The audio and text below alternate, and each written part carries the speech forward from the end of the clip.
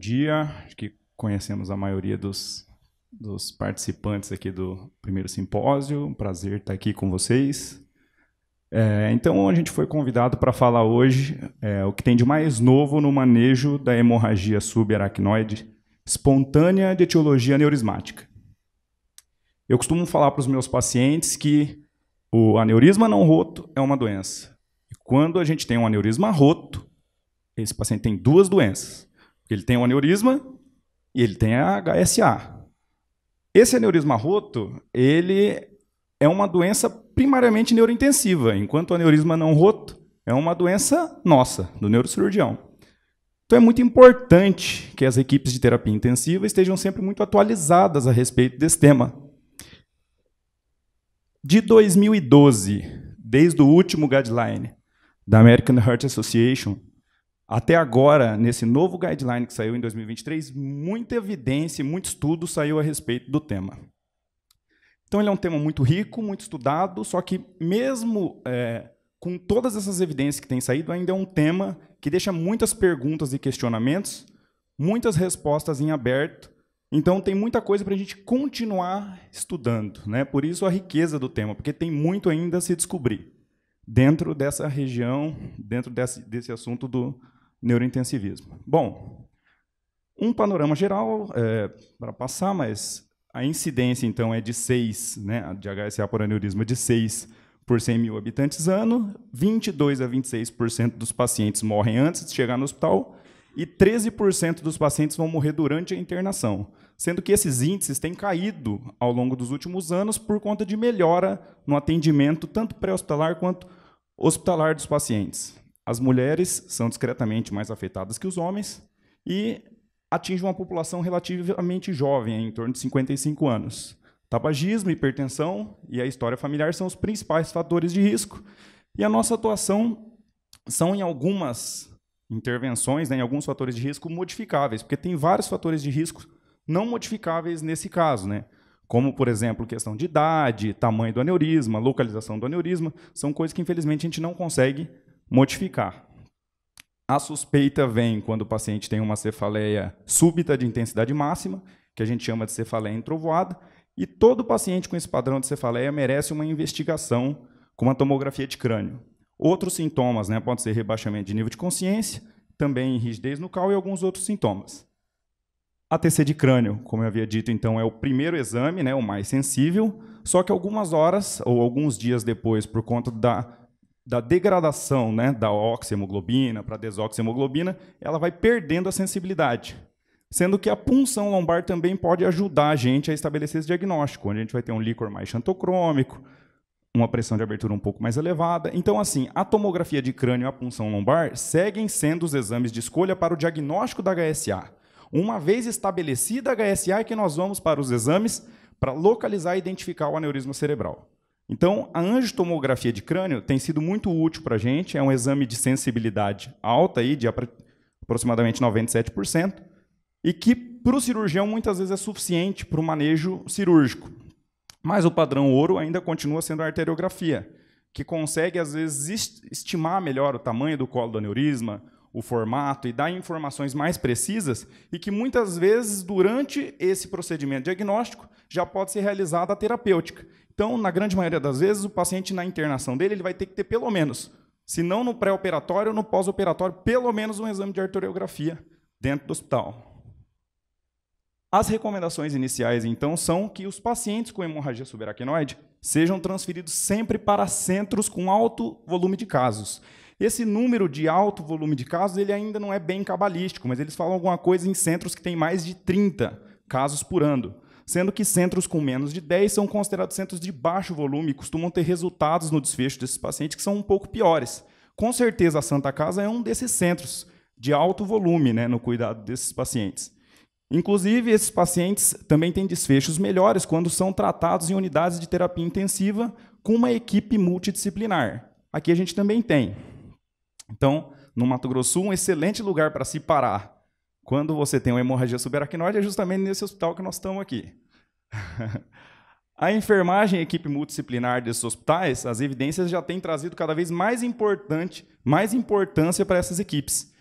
Inclusive, essas equipes desses setores elas têm que estar trabalhando em cima de protocolos, né, padronizados, baseados em evidência, para esses pacientes. Alguns tipos de cuidados protocolados, por exemplo, igual esse protocolo aqui, que eles cuidam de febre, a glicemia do paciente, ou seja, melhor controle do diabetes. E uma triagem mais ativa de disfagia, por exemplo, conseguiu reduzir em 16% a morte em dependência em 90 dias, em comparação a serviços que não tinham esses tipos de protocolo de cuidados de enfermagem. Então, a gente vê que é uma medida não farmacológica, mas que tem alto impacto na mortalidade dos pacientes.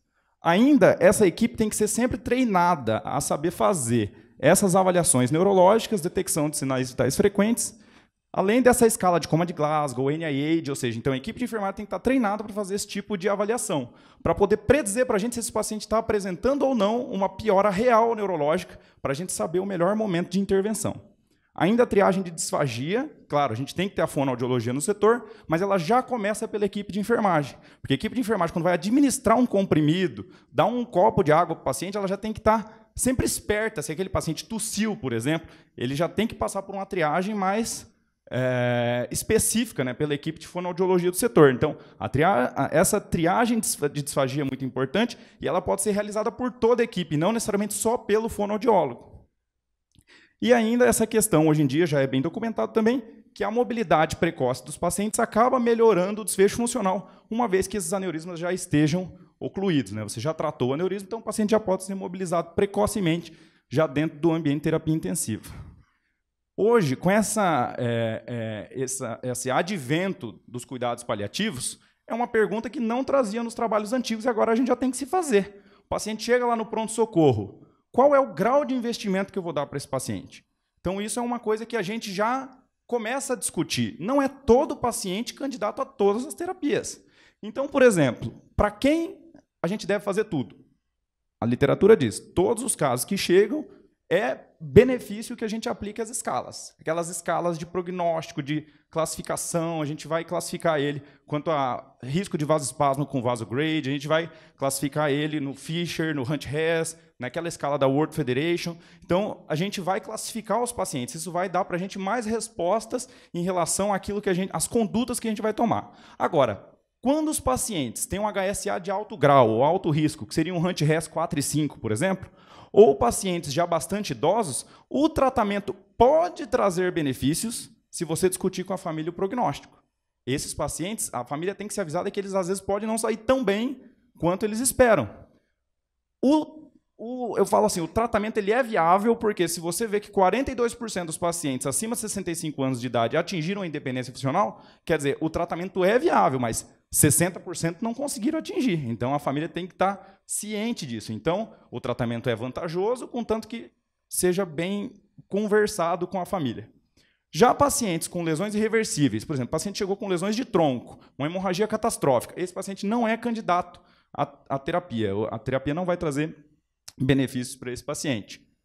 Então, como eu disse, né, vocês já conhecem as escalas, mas então a gente vai ter que classificar o nosso paciente, a gente vai colocar ele na escala de Hunt-Hess, lembrando que a classificação 4 e 5 fala para nós a respeito desses pacientes com uma HSA de alto grau. Tem essa classificação da década de 80 aqui da World Federation, que foi atualizada no ano 2000.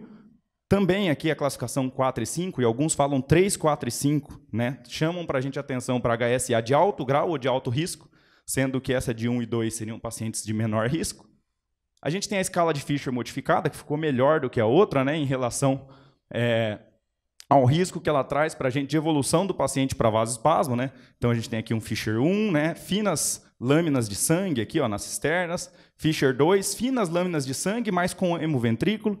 Fisher 3 aqui, ó, lâminas espessas de sangue nas cisternas da base. Lembrando que é esse sangue nas cisternas da base que é aquilo que está mais ligado com o risco futuro de vasoespasmo cerebral desse paciente. E o Fisher 4, que tem quase 42%, se eu não me engano, de chance de fazer vasoespasmo cerebral, seria esse paciente que tem lâminas grossas de sangue com hemoventrículo. Então, essa escala de Fisher modificada é a que a gente mais tem que usar, acho que é o que a gente deveria usar aqui, por exemplo, no nosso hospital também. E através dessas escalas, a partir de 2015, nós já começamos a usar essa escala Vasograde. que tenta determinar qual é o risco real do paciente apresentar vasoespasmo cerebral. Isso aqui é interessante, né, porque com a World Federation e a escala de Fisher modificada, ela consegue classificar os pacientes, né, numa classificação verde, ou seja, menor risco, amarela ou vermelha, de maior risco. Qual é o risco desse paciente apresentar vasoespasmo? Isso conseguiu dar para a gente um norte em relação, por exemplo, o tempo que esse paciente tem que ficar na UTI. Um paciente com vasograde verde, ele pode ficar, por exemplo, 7 dias, se ele tiver com poucos sintomas, e ser liberado para terminar a observação dele na enfermaria. Enquanto um paciente vermelho, ele tem que ser segurado. Às vezes, a monitorização hemodinâmica desse paciente requer um investimento um pouco maior, tem que ser mais invasiva. Então, essa escala ajuda a gente a nortear o nosso cuidado e a racionar os métodos, inclusive diagnósticos, que a gente tem, para que a gente não fique gastando recursos à toa com os pacientes.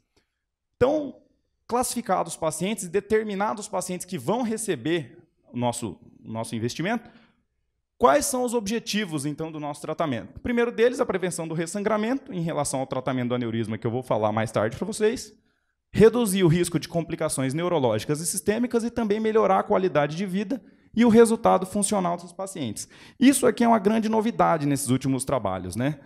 A gente tem que tentar incluir nessa melhora da qualidade de vida as complicações cognitivas e funcionais, psicológicas, desculpa, dos pacientes.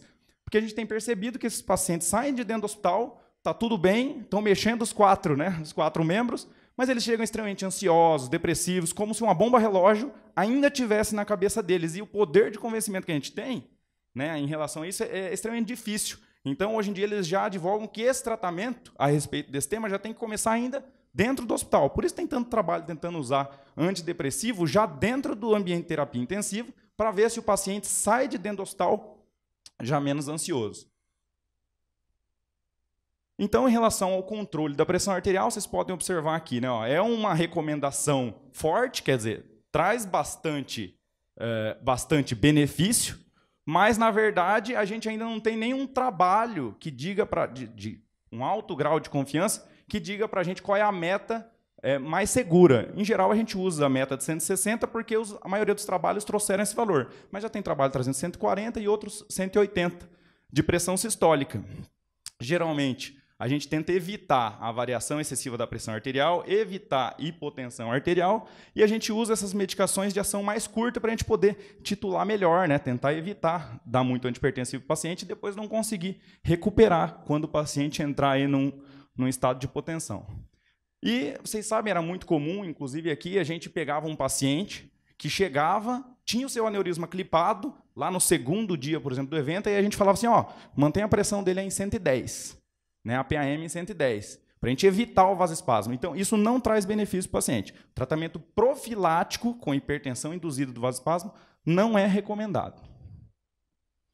Em relação à reversão antitrombótica, também não existe nenhum estudo específico para pacientes de HSA, mas extrapolando os estudos de outras hemorragias intracranianas, a gente sabe que a descontinuação dessas medicações antitrombóticas e a reversão imediata é indicada.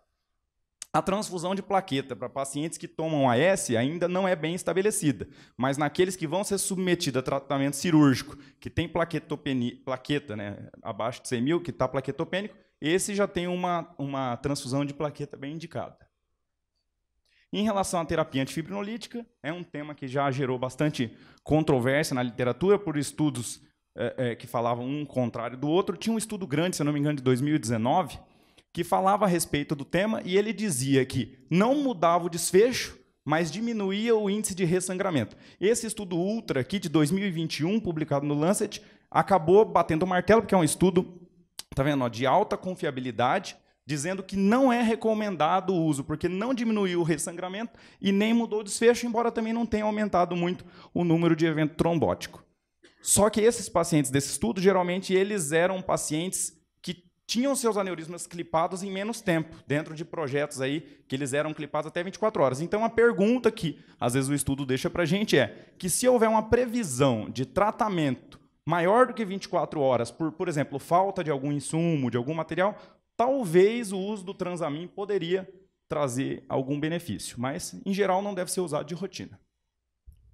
Em relação, né, à profilaxia, especialmente farmacológica, que trazia também mais dúvidas para a gente, ela é recomendada já, inclusive nas primeiras 24 horas, contanto que o aneurisma esteja fechado. Então, hoje em dia, a gente tem essa profilaxia, né, para TVP o mais precoce possível, contanto que o aneurisma esteja tratado.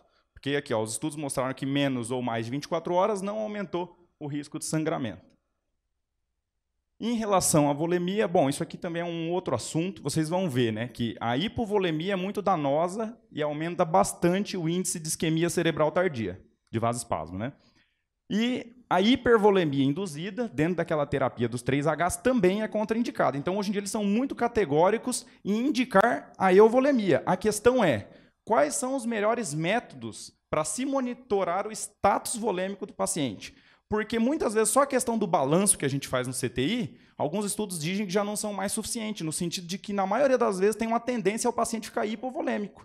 E, por exemplo, a pressão venosa central também não é um bom preditor. Então, eles acham que é a somatória dos métodos e, enfim, às vezes alguns pacientes podem usar, por exemplo, débito cardíaco ou outros mecanismos de monitorização hemodinâmica, principalmente os pacientes com risco maior de vasoespasmo, aqueles vasograde, os vermelhos lá, para a gente investir um pouco mais nesse monitoramento e medidas para assegurar realmente essa euvolemia. A hiponatremia está presente em até 30% dos pacientes. E agora, uma novidade desse último trabalho é que o uso do mineralocorticoide, aqui da fludrocortisona, no tratamento da hiponatremia, está sendo recomendado. Além de trazer, possivelmente, né, trazer benefício, ele ainda não traz os malefícios do glicocorticoide no tratamento desses pacientes hiponatrêmicos. Em relação ao manejo das crises convulsivas, os pacientes com HSA de alto grau, ou seja, aqueles que têm um Hunt-Res mais alto, 4 e 5, aqueles com rebaixamento de nível de consciência, hidrocefálicos, né, com hipertensão intracraniana, infarto cortical, hematoma intraparenquimatoso, ou aneurisma da artéria cerebral média, que seriam os pacientes com maior risco para crise convulsiva, podem se beneficiar do eletroencefalograma contínuo para poder manejar essas crises convulsivas. Isso é o que trouxe esse último guideline. Esse mesmo perfil de paciente, possivelmente, neles, a profilaxia com anticonvulsivantes também traz benefícios.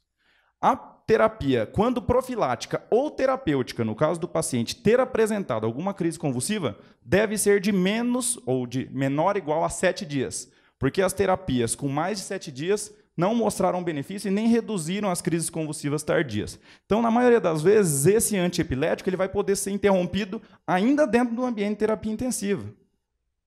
Já pacientes de baixo risco, aqueles Hunt-Res mais baixo, World Federation mais baixo, que não tenham tido crises convulsivas, os anticonvulsivantes devem ser evitados. Conseguiram demonizar a fenitoína, e a fenitoína aqui pode estar associada a um pior resultado neurológico e cognitivo após HSA. Então, nós temos que achar outra estratégia de droga, né? O levetiracetam, geralmente, é o que os estudos mostram, que tem sido a melhor opção, mas talvez outras drogas que não tenham estudo provando que são ruins também possam ser opções terapêuticas. Na maioria dos serviços, né, a droga disponível é a fenitoína, então é uma dificuldade técnica para a gente aí que a gente vai ter que superar ao longo aí dos próximos capítulos, né? Em relação ao manejo de glicemia e temperatura, a glicemia é aquilo, né? O controle tem que ser o mais eficaz possível e quanto melhor euglicêmico o paciente ficar, melhores os resultados, né? Tem que prevenir especialmente a hipoglicemia, que acaba levando o paciente à isquemia cerebral tardia.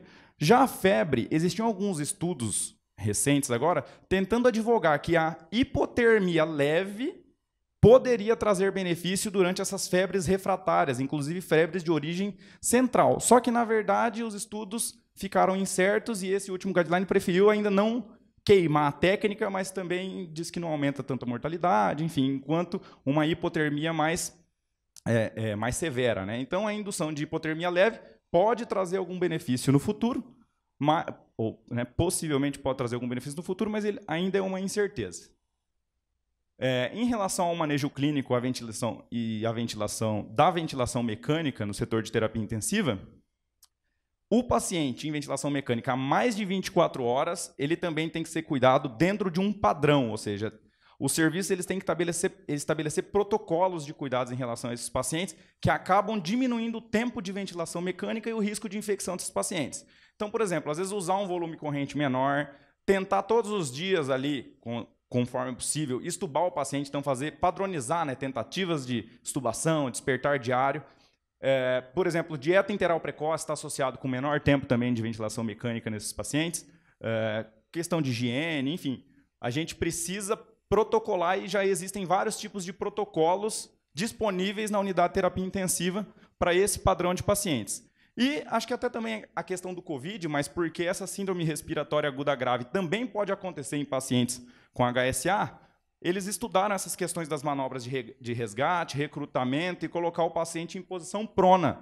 E já tem trabalho falando que pode ser razoável pronar o paciente com HSA, contanto que o aneurisma esteja tratado, claro, e contanto que ele tenha PIC sendo monitorado. Em relação ao ressangramento, né, é o pior, né, das complicações, com o pior prognóstico, alta mortalidade acontece principalmente nas primeiras 6 horas. Toda vez que houver o ressangramento, a cirurgia é considerada de emergência, né? E aí, quais são como é a forma de evitar esse ressangramento? A única forma realmente eficaz é o tratamento do aneurisma. E hoje já tem essa recomendação, ela foi chegando cada vez mais próximo do 24 horas, né? Antes pode ser 24 horas, mas talvez até em 72. Agora não, eles colocaram de forma categórica que tem que ser preferencialmente até as 24 horas com, né, um número 1 ali na frente, né, que é bastante benéfico para o paciente. Então, quais são as formas de se tratar esse aneurisma cerebral? Bom, tem a forma que a gente faz, que eu faço, né, ou seja, que é mais bonita, com certeza, mas não necessariamente a melhor, mas sem dúvida é muito mais bonita. Bom, então tem a clipagem microcirúrgica, né, onde a gente clipagem ou obliteração por clipe, né, através de craniotomia, que é uma forma, a mais antiga talvez. Existe a embolização por coils, e isso que não era nem falado nos trabalhos de 2012, né, são o uso desses stents, diversores de fluxos, né, os pipeline. Então, geralmente a gente usa ele assim, ó, ele tenta, além da palavra diversor de fluxo, a gente pode também chamar de direcionador de fluxo. Os pipeline eles tentam direcionar melhor o fluxo do sangue, e geralmente, né, ou seja, essas lesões que têm saculares, né, ou seja, em fundo de saco, elas geralmente não puxam o fluxo para cá, e elas acabam trombosando ao longo de um certo tempo. De forma que os diversores de fluxo, via de regra, são criados e usados para aneurismas cerebrais não rotos. E aí agora a gente tem tentado extrapolar isso para o uso em aneurismas rotos. Aí o que a gente está tentando fazer agora? A gente está tentando colocar o diversor de fluxo e junto dele colocar uma mola naqueles aneurismas que antigamente tinham o colo muito largo e a gente não conseguia embolizar. Então essa é a coisa do momento agora, né? Tentar colocar um diversor de fluxo mais uma embolização em aneurismas com um formato não favorável a essa embolização simples. Isso tudo está em estudo agora. Então, qual dessas técnicas aqui a gente deve utilizar? Primeiro, qual é o objetivo? Obliterar totalmente esse aneurisma, né? Isso aqui é o que a literatura diz. Altos índices de sucesso, antigamente a gente inclusive considerava que um aneurisma bem clipado, na verdade, era uma doença curada, porque o índice de ressangramento de um aneurisma clipado, ao longo dos anos, ele é praticamente insignificante, é 0,00. Já a obliteração parcial, né, que infelizmente às vezes é a única modalidade que a gente tem possível por conta do formato do aneurisma, tanto com a técnica endovascular quanto com a cirurgia aberta, às vezes não é possível obliterar completamente. E a literatura não falava muito a respeito disso.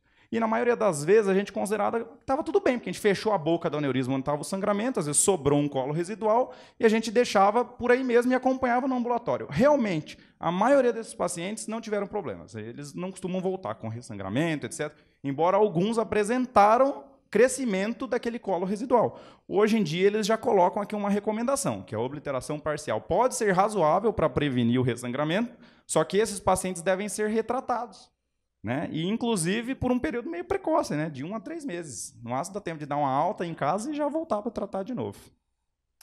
E aí, então, mas qual é a nossa preferência, né? Então, para hemorragia subaracnoide de baixo grau, aquelas HUNT-RES 2, 3, aneurismas da circulação anterior, podem ser tratados adequadamente por ambos os métodos. Só que essas revisões mais novas mostram que a forma preferencial ainda é a embolização primária, por melhor resultado funcional após 1 ano. Então, ou seja, é uma recomendação forte. Ambos os resultados são favoráveis do longo prazo. Esse ZAT e esse BRAT, aí, que são 2 estudos meio como se fosse um norte, né, que a gente teve no manejo desses aneurismas entre 95 e 2010.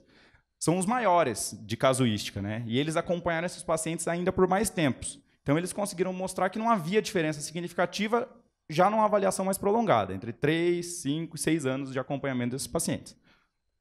Já para pacientes com mais de 70 anos, a superioridade para o melhor desfecho ainda não está bem estabelecida.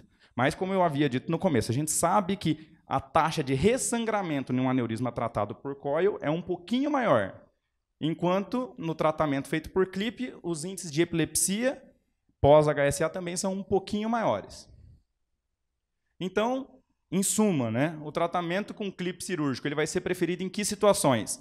Pacientes menores de 40, ou seja, com idade menor de 40 anos, porque se o coil sangra um pouquinho mais, às vezes você colocar um clipe num paciente jovem, pode ser que ele tenha mais anos livre da possibilidade de ressangramento. E esses pacientes também costumam tolerar melhor a agressão cirúrgica. Hemorragia intraparenquimatosa com mais de 50 ml também necessita de drenagem, descompressão, enfim, né, já tem uma lesão com efeito de massa, você já vai lá drenar o hematoma, clipa o aneurisma. Aneurismas grandes, de colo largo, localizados na artéria cerebral média, especialmente porque a artéria cerebral média já é um vaso menos calibroso do que a carótida e mais distal, muitas vezes pode ter benefício também, né, logo depois da craniotomia a gente já vê a artéria cerebral média, então ela tem uma facilidade cirúrgica, inclusive esse estudo, o Bratt, se não me engano, ele fala que os aneurismas localizados na artéria cerebral média são melhores tratados por microcirurgia. Aneurisma com efeito de massa, comprimindo o terceiro par craniano, também são melhores tratados por microcirurgia. Já o tratamento endovascular, aneurismas da localização posterior, isso já há muitos anos, sem dúvida, o melhor tratamento é o tratamento endovascular, né?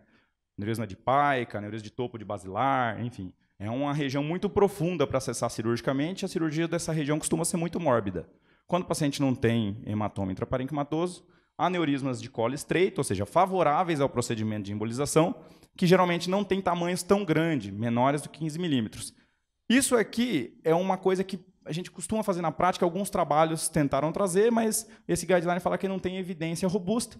Então, esses pacientes com World Federation 4 e 5, seriam HSA de alto grau, a gente, na prática, tenta não operar, porque, em geral, no intraoperatório, eles têm o cérebro muito inchado. O paciente está ruim clinicamente, o cérebro está inchado. Aí, geralmente, a cirurgia é difícil. Então, aí, melhora o tratamento endovascular, mas não tem uma evidência robusta de que realmente seja melhor. Stent e diversor de fluxo. Então, quando usá-los? Novas tecnologias, né? Então, lesões com colo largo, que não haja possibilidade de outras modalidades de tratamento, por exemplo, um aneurisma da circulação posterior com colo largo, talvez dá para usar aquele diversor de fluxo junto com o coil.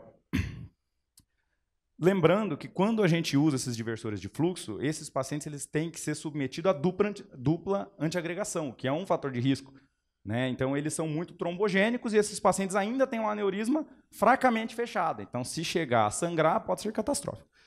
Então, aneurismas fusiformes, né? Porque as cirurgias de revascularização costumam ser muito mórbidas, né? Então, aneurismas fusiformes tem uma boa tentativa com os stents. Esses blister aneurismas, que são alguns aneurismas falsos, são pseudosaneurismas, na verdade, eles são pequenos defeitos, né, umas bolhazinhas que aparecem na parede da artéria, e você não tem um colo necessariamente para colocar um clipe, nem tem espaço para você colocar, porque geralmente eles têm um coil, porque eles geralmente têm 2 e 3 milímetros. Então, esses pequenos aneurismas também pode ser promissor no futuro dele o tratamento com esses stents diversores de fluxo. Agora, essa recomendação... Tá vendo? Em aneurismas saculares, rotos, passíveis de qualquer outra forma tradicional de tratamento com coil ou clipagem microcirúrgica, não deve ser usada stents ou diversores de fluxo. Já em relação ao vasoespasmo, a cirurgia e a isquemia cerebral tardia, o que nós podemos falar? Primeiro, o vasoespasmo é um evento, né, de estreitamento do calibre das grandes artérias da região do polígono de Willis, que a gente consegue visualizar nos exames de imagem. E ele vai acontecer entre 30% e 70% se você fizer um exame no paciente lá pelo 7º dia pós-ictal. Algumas vezes o vasoespasmo é associado a lesões isquêmicas no cérebro, que a gente chama de isquemia cerebral tardia. E o vasoespasmo, isoladamente, não explica o porquê, né, dessa isquemia cerebral tardia, que hoje a gente sabe que tem vários outros mecanismos de ação. Inclusive quebra de barreira hematocefálica, microtrombose, alteração na pequena circulação, né, daquilo que a gente não consegue ver. Então, como que a gente diagnostica que esse vasoespasmo sintomático, como era chamado antigamente a isquemia cerebral tardia, como que a gente identifica que isso está acontecendo? Primeiro, o paciente tem que ser examinado, né? Então, o paciente tem que ser examinado, inclusive, como eu disse, pela equipe de enfermagem, que vai estar lá junto, né?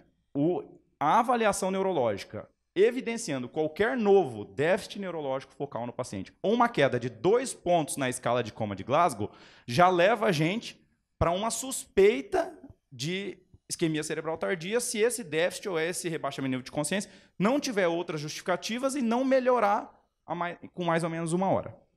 E esses pacientes merecem ser investigados, né? Então, a isquemia cerebral tardia propriamente dita vai acontecer por volta de 30% dos pacientes entre o 4º e o 14º dia e se resolve espontaneamente no 21º dia. Então, os principais fatores de risco são a apresentação clínica na chegada e a gravidade do sangramento, ou seja, a quantidade de sangue nas cisternas.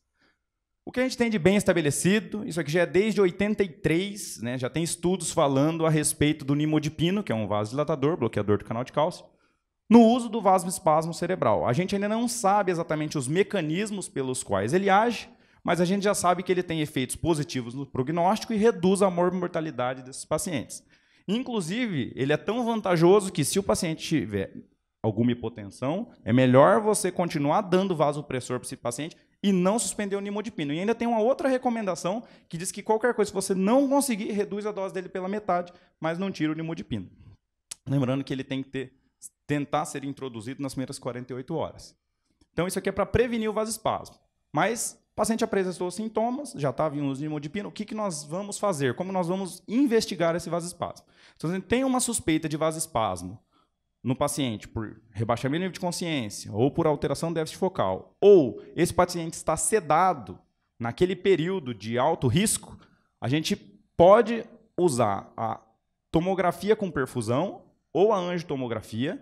Então, quer dizer, eu acho legal a angiotomografia, já está dentro desse rol de armamento que a gente tem, porque a gente costuma fazer aqui no hospital uma angiotomografia na entrada do paciente. Então, é bom porque o nosso radiologista, conversei com ele, a gente consegue fazer exames comparativos da entrada e da evolução do paciente. Então, a angio-TC é bastante disponível. Essa tomografia com perfusão menos disponível, mas, enfim, todas elas são possíveis de se ver o vasoespasmo. Esse daqui é o que a gente precisa, né, que é o Doppler transcraniano, pode ser feito diariamente ou 2 vezes por dia, por exemplo, num paciente daquele vasogradient vermelho, né? Então, o paciente ele tem alto risco de vasoespasmo, pode ser monitorado com Doppler transcraniano. E como ele é um exame dinâmico, além de identificar o risco de vasoespasmo, levando a isquemia cerebral tardia, a gente consegue observar a melhora do paciente conforme a gente vai instituindo as normas, né? Então, é um exame bom para acompanhamento. Em pacientes com hemorragia subaracnoide de alto grau, a gente já consegue usar o eletroencefalograma contínuo, né? Então, possivelmente traz benefícios aos pacientes. A gente vê alteração no ritmo alfa posterior, a gente vê um monte de onda delta, a gente vê alguns padrões de surto-supressão, enfim, que podem evidenciar, né, ou seja, eles estão correlacionados à isquemia cerebral tardia. Isso daqui menos útil, talvez, né, procedimentos invasivos para monitoramento ou da oxigenação tecidual do cérebro, ou aquele microcatéter de diálise cerebral, né, aquela microdiálise cerebral, que vê a relação lactato-piruvato e o glutamato cerebral. Também a literatura traz como possibilidades de se acompanhar a isquemia cerebral tardia, só que, na verdade, eles dão informações loco-regionais, então é mais complicado de se usar isso daqui, né, porque ele só consegue falar o que está acontecendo naquela região, e não necessariamente a região que ele está evidenciando é a região que está acontecendo o vasoespasmo. E aí, nosso paciente está com vasoespasmo, nós vamos iniciar a nossa terapia, né? Mas a terapia só pode ser feita de forma agressiva se o paciente já estiver com o aneurisma dele fechado, porque a gente vai ter que induzir hipertensão nesse paciente, né? A gente vai ter que subir de 10% a 20% do valor pressório desse paciente e observar se esse déficit melhora. Cuidar, né, com a questão da euvolemia do paciente. Então, manter o paciente euvolêmico, fazer essa terapia hiperdinâmica, é considerada a primeira linha de tratamento, e a gente vai ter que observar para ver se esses déficits do paciente melhoram. Esse é o primeiro passo. Alguns estudos mostram que no paciente euvolêmico, por exemplo, os índices de vasoespasmo caíram de 44% para 7%. Em outras literaturas, de 32% para 13%. Isso aqui eles eram grupos, né, onde os pacientes tinham um pacote de medidas para manter o paciente realmente euvolêmico e outros que não tinham, entendeu? Então, assim, deu bastante diferença. A terapia dos 3Hs, famosa, antiga, tem que ser evitada, né? Hipervolemia, hemodiluição, hipertensão acaba levando dano iatrogênico para o paciente. Se não houver resposta, o paciente deve ser encaminhado para o tratamento endovascular. É aqui que chegou esse guideline. Ele já manda o paciente para terapia endovascular, porque é o que ele acha que tem, que ele diz para nós que tem mais evidência. Né? Então, esse paciente deveria ser submetido à infusão de vasodilatador intraarterial ou ainda angioplastia. Então, porque isso aqui pode ser razoável para reverter o vasoespasmo cerebral e reduzir a progressão desse vasoespasmo, dessa isquemia cerebral tardia. Estatinas e magnésio endovenoso, que começaram a ser usados para esse fim, não tem benefício. E aí, mas e a miurinona? Né? Cadê a miurinona?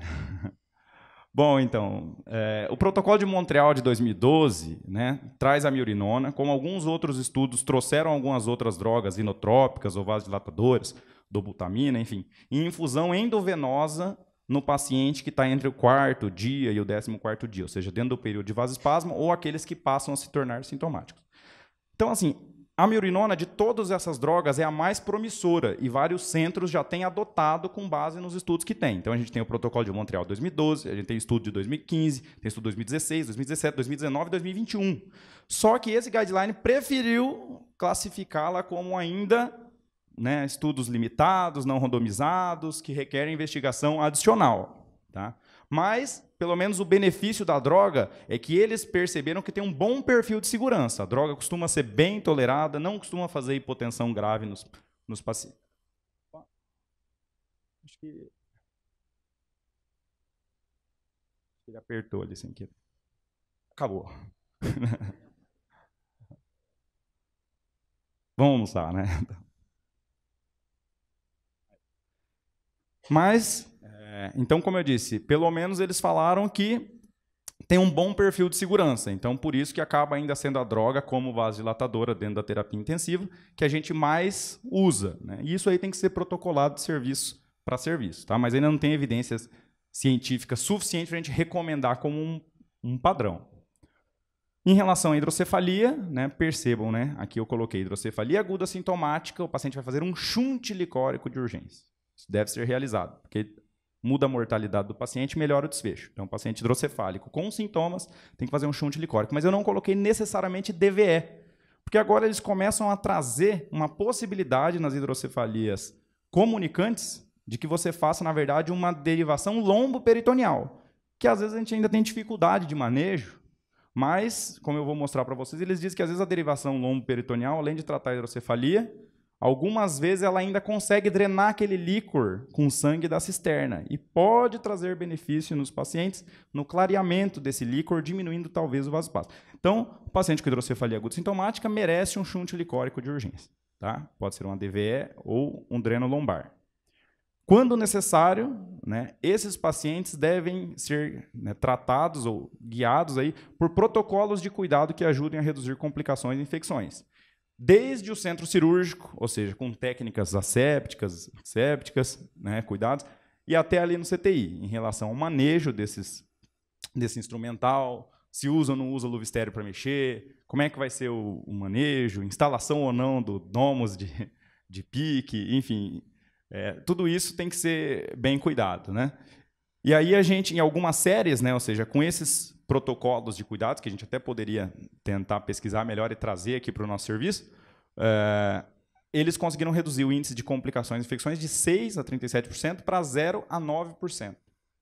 Então, tem um índice de evidência bom. Se o paciente desenvolver hidrocefalia crônica sintomática, que pode acontecer ainda desde o início, quando você não consegue desmamar o paciente da DVE, ou se a gente já acompanhar isso mais tarde, a gente vai acabar colocando um shunt permanente, né, uma derivação, uma DVP ou uma DLP, né, um desses instrumentos do nosso paciente. E, não sei se vocês sabem, né, mas às vezes a gente faz fenestrações para o tratamento de algumas hidrocefalias não comunicantes, fenestrações de regiões ou algumas membranas que existem no terceiro ventrículo, né? O terceiro ventrículo ele tem ali uma lâmina terminalis mais na frente, que conecta o terceiro ventrículo com as cisternas, e ele tem o tuber cinéreo embaixo, que também é uma outra membraninha fina, que também conecta o terceiro ventrículo com as cisternas. Então, em alguns pacientes que às vezes têm um aqueduto de Sylvius fechado, a gente abre, né, em alguns tipos de hidrocefalia. A gente abre essa membrana para tentar deixar o paciente sem DVP. Então, a gente pode fazer terceiro ventriculostomia endoscópica e fenestração. E a gente estava fazendo aqui, quando você vai operar o aneurisma aberto, a gente já abria essa lâmina terminalis, mas não trouxe benefício, não consegue reduzir a taxa de dependência de shunt desses pacientes. Até porque aqui o mecanismo da hidrocefalia ele é outro, né? Na maioria das vezes não é uma hidrocefalia não comunicante. Desculpa, não comunicante, é uma hidrocefalia comunicante, né? Por distúrbio nas granulações aracnoides que não conseguem reabsorver esse líquor. Em relação aos exames de imagem de controle, isso aqui é interessante, né? No período perioperatório é recomendado. Você deve fazer, talvez, ali uma arteriografia, porque vocês têm que checar se realmente o neurocirurgião não deixou um restinho de cola ali, né? Às vezes pode ser também que a gente não viu lá no PS, às vezes pode ter algum aneurisma adicional. Então, para o paciente já sair daqui informado se tem colo residual no aneurisma dele, se tem alguma outra lesão que não foi evidenciada. Então, é recomendado que o paciente faça exames de controles no período perioperatório. E o acompanhamento ambulatorial, a gente também tem que fazer exames, né, arteriografia de controle, para ver se esse aneurisma não voltou a crescer, se esse paciente tem tendência genética a ter aneurisma, se ele não apresentou um novo aneurisma, que pode se apresentar ali entre 5 e 10 anos, né, se ele não parou de fumar, não controlou a pressão dele, ele vai ter outro aneurisma mesmo. Então, a gente tem que acompanhar no ambulatório. E, em relação à recuperação, isso aqui também é bem novo, né? Como eu disse para vocês, eles estão falando muito a respeito dessa questão cognitiva e dessa questão psíquica do paciente, né? Então, aqui, ó, o uso de protocolos validados antes da alta hospitalar, algumas vezes já tem estudos que as aplicações eram feitas dentro do ambiente de terapia intensiva, para ver, né, rastrear déficits físicos, cognitivos, comportamentais, bem como transtorno depressivo e ansioso. Às vezes, eles tentavam já dar antidepressivo dentro da UTI para o paciente para ver se ele já não saía de lá muito ansioso. Então, assim, a aplicação dessas várias escalas, tem uma que chama FRESH, inclusive, que tem sido bem validada, a gente vai ter que pesquisar melhor elas e talvez passar a usar. Escolher esse MoCA aqui, que é um exame de Montreal para rastrear déficit cognitivo, é melhor do que um mini exame de estado mental. E em pacientes com HSA e transtorno depressivo prévio, desculpa, transtorno depressivo prévio não, esse aqui é transtorno depressivo desenvolvido durante o período, né, ou no pós, psicoterapia e farmacoterapia são recomendados para reduzir os sintomas. Isso ele está falando por quê? Porque a gente sabe que fluoxetina profilática, inclusive de início precoce, não mostrou benefício funcional em pacientes sem transtorno depressivo prévio. Então, pacientes sem transtorno depressivo não adianta fazer profilaxia ainda, pelo menos, ou não com a fluoxetina, para os pacientes terem resultados melhores depois. Reabilitação multidisciplinar, equipe multidisciplinar e reabilitação consegue reduzir o tempo de internação do paciente. Isso é um dado interessante. E pacientes em coma em uso de neuroestimulantes, que é a amantadina e o modafinil, podem promover recuperação da consciência um pouco mais cedo. Então, aqueles pacientes que não despertam, hoje a gente já tem uma recomendação 2B aí, onde o uso dessas medicações aqui, que já são usadas para trauma e para AVC, às vezes elas podem também ter uso ou aplicação nos pacientes com HSA, para ajudar a recuperar o nível de consciência do paciente que não acorda. Perguntas futuras, temos várias, né? Já indo para o encerramento. Se alguém aí está pensando em algum tema para desenvolver algum tipo de estudo, aqui nós temos bons temas. Vem com a gente, né? Então, valor prognóstico de números, índices e marcadores. Vocês devem ter ouvido falar recentemente, a troponina está associada a pior desfecho, etc. Então, troponina, índice de massa corporal, proteína C reativa, alguns outros marcadores no líquor. Qual é o valor real prognóstico disso? Essas respostas a gente ainda não tem. Manejo ideal da pressão arterial e métodos de monitorização. Qual é o valor real da pressão? Será que a gente tem que observar melhor a PAM? Ou será que a gente tem que observar a pressão sistólica, que é o que tem feito? Ou será que a gente tem que reduzir um percentual? Não, vamos reduzir 20%, 30% da pressão arterial de chegada desse paciente. Qual é o índice, né? Transfusão de concentrado de hemácia, questão da anemia. A gente ainda não sabe também, né? Qual é o HB e o HT esperado para esses pacientes. A gente sabe que pacientes neurológicos devem ter um HB e um HT maior do que 10. Mas tem um monte de risco na transfusão, então eles também não conseguiram trazer essas evidências para a gente. Plaqueta em usuários de antiagregante, tem benefício ou não? Qual é a melhor maneira de monitorar o status volêmico desse paciente? A DVE, no aneurisma roto, não tratado, aumenta o risco de ressangramento ou não? Tinha um estudo pequeno que já tinha falado que não. Agora eles consideraram que é insuficiente aquele dado, revisando, e precisa ser revisto esse dado na literatura. Aqui, ó, administração intratecal ou na cisterna de várias medicações, né, ó, vasodilatadores, espasmolíticos, fibrinolíticos, ou qualquer outra medicação aí que possa atuar na degradação da hemoglobina para melhorar a isquemia cerebral tardia. Milrinone intratecal, tem estudo falando. Antiagregante ou anticoagulante na isquemia cerebral tardia é possível, já que o paciente tem microtrombose? Bloqueio de gânglios neurais, por exemplo.